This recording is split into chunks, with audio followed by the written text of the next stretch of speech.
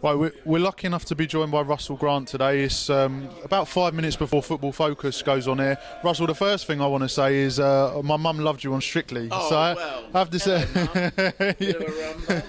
you were her favourite. So Well. please do. Yeah. Dance without Flavia. Incredibly entertaining every week.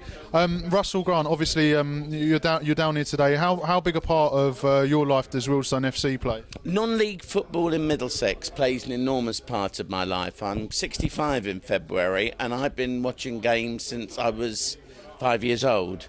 I used to go to Airfield United, Uxbridge, Stainstown, where I'm also patron of Stainstown as well as Wealdstone.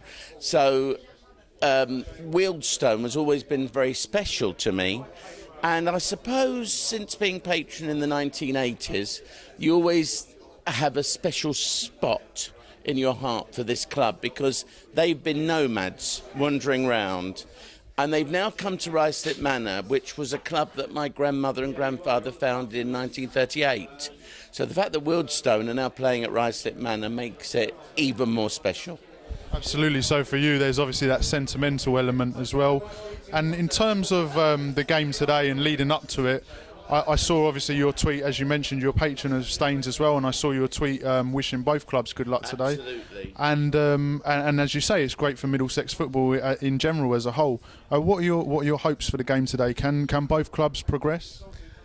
Well, I think my biggest hope so far is to get the weather a bit drier. I should have called my friend Carol Kirkwood, but of course she's dancing in Strictly, so I can't get hold of her.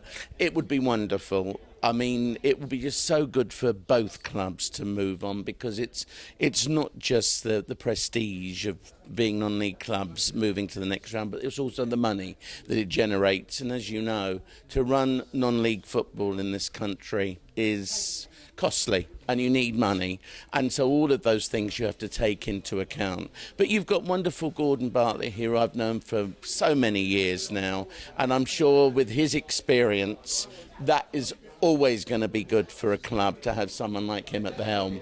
Absolutely. I mean, obviously Gordon came in '95, so we've had that stability a long time. And obviously Russell, I mean, you can't underestimate the importance of characters like yourself. Obviously, you're a well-known public figure, and it's great to have your backing and your support in that regard.